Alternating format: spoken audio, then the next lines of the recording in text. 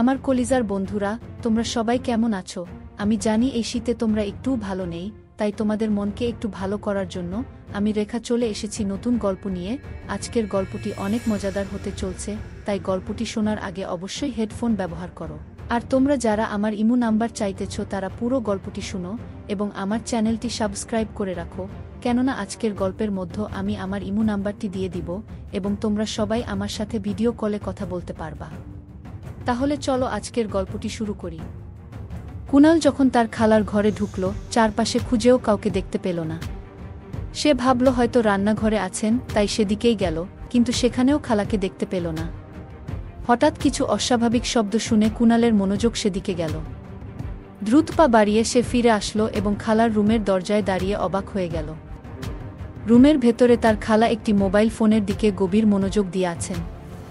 কুনালের উপস্থিতি বা তার ডাক খেয়াল না করেই তিনি স্ক্রিনের দিকে তাকিয়েছিলেন, সম্পূর্ণরূপে মগ্ন হয়ে। কুনাল এ দৃশ্য দেখে খানিকটা অপ্রস্তুত হয়ে দাঁড়িয়ে থাকল, কারণ এমন পরিস্থিতিতে তার খালাকে এর আগে কখনো দেখেনি। কিছুক্ষণ পর খালা আমাকে দেখে অবাক হয়ে যায়। তারপর খালা আমাকে রুমের ভিতরে এসে বসতে বলে। তারপর খালা আমার পাশে বসে, তোমাদের জন্যে আজকের গল্পটি স্পেশাল আগেই বলে দিলাম। আর দয়া করে গল্পগুলো ভালো লাগলে ভিডিওটি লাইক, শেয়ার এবং চ্যানেলটি সাবস্ক্রাইব করো প্লিজ। কুনাল এর জন্মের কিছুদিন পরেই তার মা মারা যান। তার বাবা এরপর দ্বিতীয় বিয়ে করেন। কুনালের সৎ মা খুবই অল্প বয়সী এবং অনেক সৌন্দর্যসম্পন্ন ছিলেন।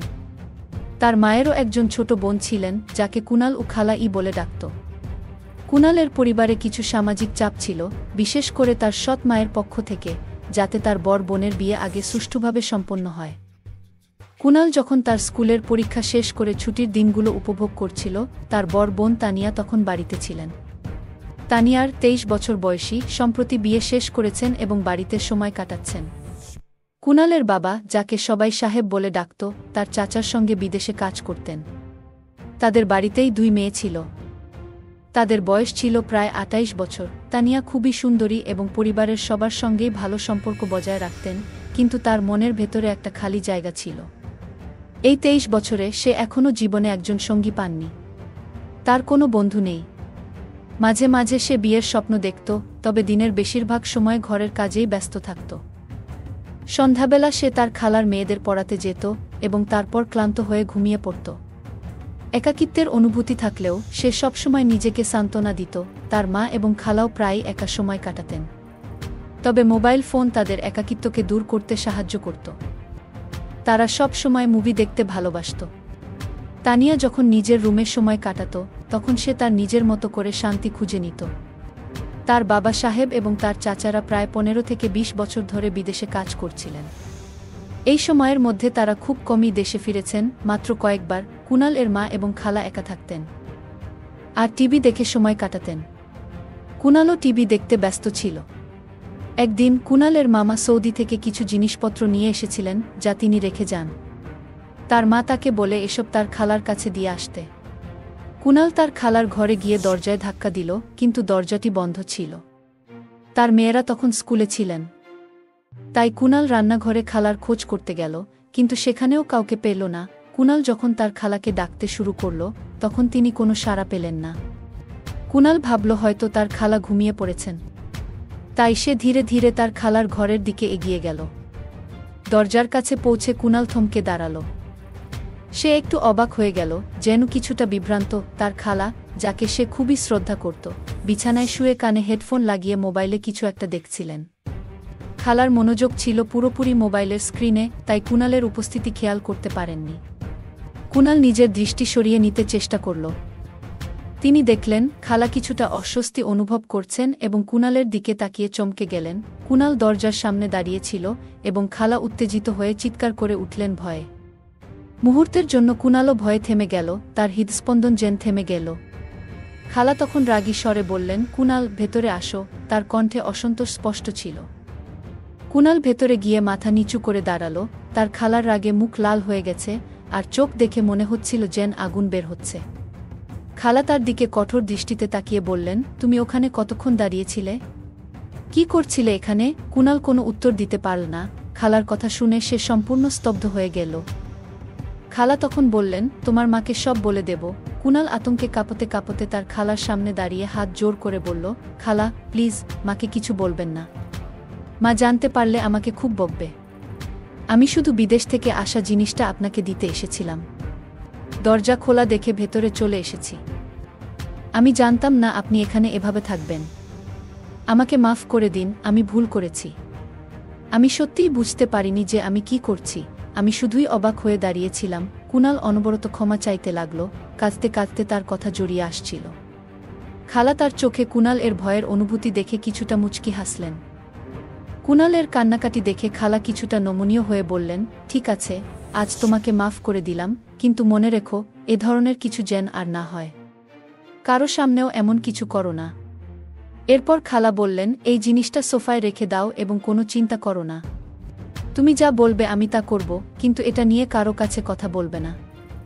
কুনাল তাড়াতাড়ি জিনিসটা রেখে দরজার দিকে এগিয়ে গেল। কুনাল যখন ঘর থেকে বের হচ্ছিল, তখন সে খালার এক নিঃশব্দ হাসি দেখে কিছুটা হতবাক হয়ে গেল। মনে হলো খালা কুনালকে বিদায় জানানোর সময় মৃদু হেসে বললেন, যাও, আর দরজা বন্ধ করে দিও।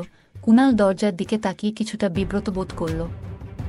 তারপর ধীরে ধীরে দরজা বন্ধ করে তার ঘরে ফিরে গেল। রান্নাঘরে মা তখন কাজে ব্যস্ত ছিলেন। কুনাল কোনো কথা না বলে সোজা বাথরুমে চলে গেল এবং তারপর ফ্রেশ হয়ে টিভি দেখতে বসে পড়ল, যেন কিছুই ঘটেনি। 2-3 দিন এভাবেই কেটে গেল, কিন্তু কুনাল যেন সারাক্ষণ অস্থিরতার মধ্যে ছিল। তার মাথায় খালার চিন্তাগুলো ঘুরপাক খাচ্ছিল এবং সে ভেতরে ভেতরে একটা অজানা ভয়ের অনুভূতি পাচ্ছিল। ঠিক তখনই তার ফোনটা বেজে উঠল। তার বোন তানিয়া সুস্থ হয়ে উঠেছে, আর খালা চায় মজিদ তার বাসায় যাক। সোনালী বেগম মানে আমার মা বললেন, আমি কুনালকে পাঠিয়ে দিচ্ছি। খালাকে জানাতেই তার মুখের অভিব্যক্তি বদলে গেল।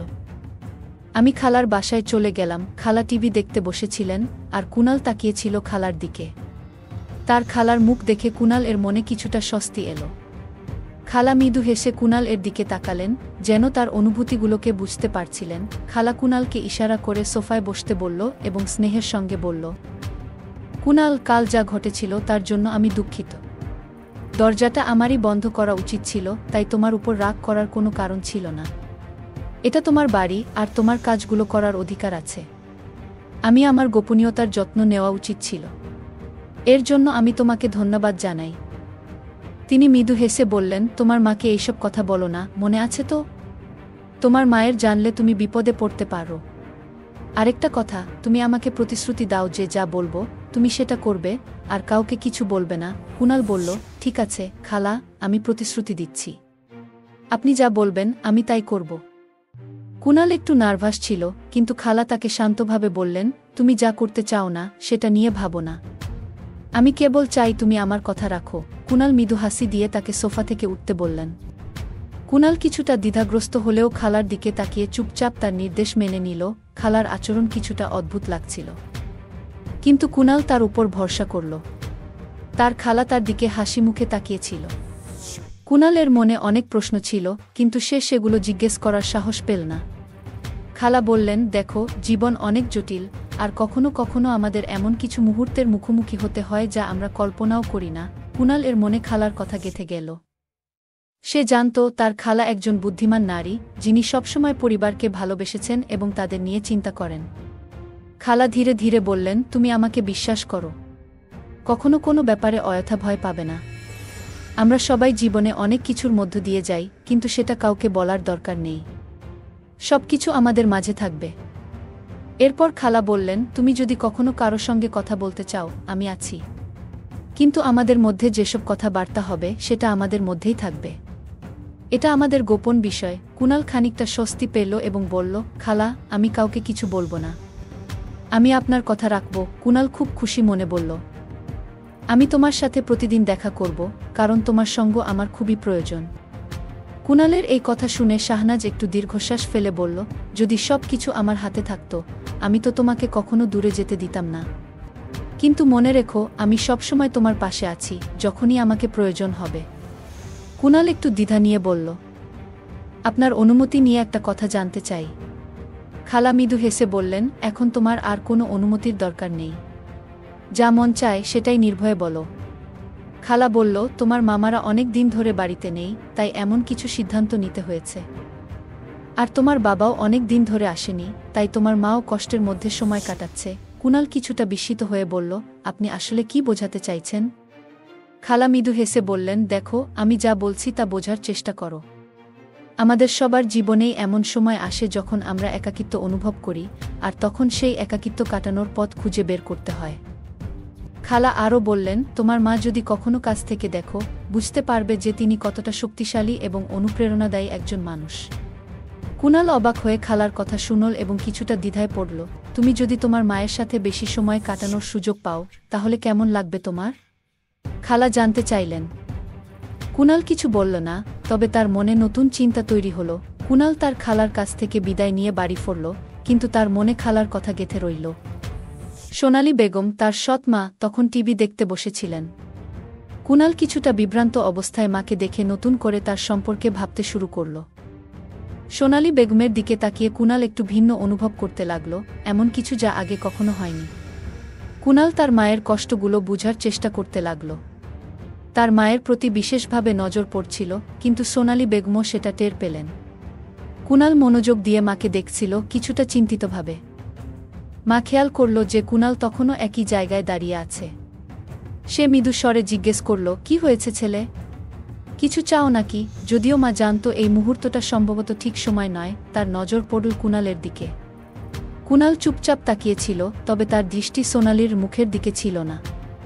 সোনালী বুঝতে পারছিল কুণালের ভাবনায় অন্য কিছু চলছে। তিনি আবার কুণালের দৃষ্টি আকর্ষণ করার চেষ্টা করলেন। কুণাল হঠাৎই চমকে উঠল এবং ঘরের অন্যদিকে চলে গেল। মা দ্রুত নিজের শার্ট ঠিক করে বুঝতে পারলেন যে কুণাল এখন অনেক পরিণত হয়েছে এবং অনেক কিছু বুঝতে শিখেছে। মা দ্রুত নিজেকে সামলে টিভি লাউঞ্জে ফিরে গেলেন। ভাবলেন, এমন মুহূর্তে যদি কেউ চলে আসে তবে পরিস্থিতি অস্বস্তিকর হতে পারে। তাই তিনি অন্য কাজে মনোনিবেশ করলেন, যাতে চিন্তাগুলো অন্যদিকে সরানো যায়। কিছুক্ষণ পরে মা তার মেয়ের ঘরের দরজার কাছে গেলেন। দরজা খুলতেই দেখলেন মেয়ে বিছানায় শুয়ে মোবাইলে মুভি দেখছে।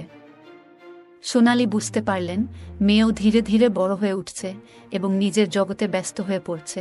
দরজাটা আস্তে করে বন্ধ করে সোনালী নিজের ঘরে ফিরে গেল।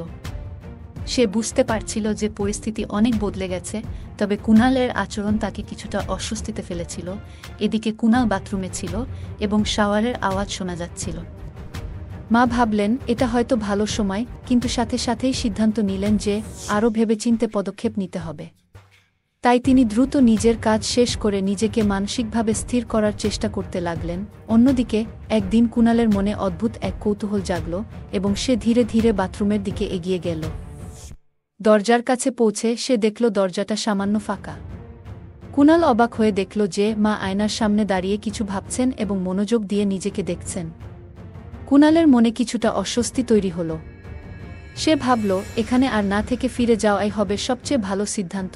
কুণাল আস্তে করে পিছিয়ে যাওয়ার চেষ্টা করল, কিন্তু হঠাৎ করেই তার মার দৃষ্টি আয়নায় পড়ে তার দিকে। কুণাল দ্রুত পাশ ফিরে সরে পড়ল, যেন কিছুই ঘটেনি। মা তার নিজের চিন্তায় ডুবেছিল, তাই সে ব্যাপারটা নিয়ে কিছু বলল না। মা তার ওয়ার্ড্রোব খুলে একটি পুরনো সাদা স্যুট বের করলেন, যা তিনি অনেক দিন ধরে ব্যবহার করেননি। একবারই পরেছিলেন সেটি, কারণ তখন তার স্বামী বলেছিলেন এই পোশাকটা খুবই নজর কাড়ে এবং তাদের মেয়ে দেখে ফেললে ভুল ধারণা হতে পারে। কিন্তু এখন পরিস্থিতি বদলেছে। মা আলমারি থেকে সেই পোশাকটা বের করে কুণালের দিকে তাকালেন। তিনি মনে মনে ভাবলেন, আজকের দিনটা আলাদা কিছু হবে। কুণাল ধীরে ধীরে চোখ খুলে চারপাশটা লক্ষ্য করল আর বুঝতে পারল যে পরিবেশটা যেন কিছুটা পরিবর্তিত। কুণাল কিছুটা অবাক হয়ে তার মা এবং খালার কথোপকথন মনে করতে লাগল। এমন পরিস্থিতি তার জন্য নতুন হলেও সে নিজের অনুভূতিকে নিয়ন্ত্রণে রাখার চেষ্টা করল, নিজেকে স্থির রাখল এবং পরিস্থিতি বুঝে চলার সিদ্ধান্ত নিল। এই গল্পটা এমন পুরুষদের জন্য যারা নিজেদের স্ত্রীকে অনেকদিন বাড়িতে রেখে দূরে থাকেন। সকলের অভিজ্ঞতা একরকম নয়, তাই এই গল্প কাউকে আঘাত করার জন্য নয়, বরং সচেতনতার বার্তা দেওয়ার জন্য। গল্পটা কেমন লাগলো জানাতে ভুলবে না। আরও মজার মজার রোমান্টিক গল্প শুনতে চাইলে ভিডিওটি লাইক, শেয়ার এবং চ্যানেলটি সাবস্ক্রাইব করতে এবং বেল আইকনটি ক্লিক করতে ভুলবে না। ধন্যবাদ বন্ধুরা, আজকের গল্পটি এখানেই শেষ করলাম। আমি তোমাদের প্রিয় রেখা দিদি। প্রতিদিন নতুন নতুন মজাদার গল্প নিয়ে হাজির হব তোমাদের সামনে। তোমরা সবাই আমার চ্যানেলের ভিডিওগুলো নিয়মিত দেখবে এবং চ্যানেলটিকে দয়া করে সাবস্ক্রাইব করে পাশে থাকবে।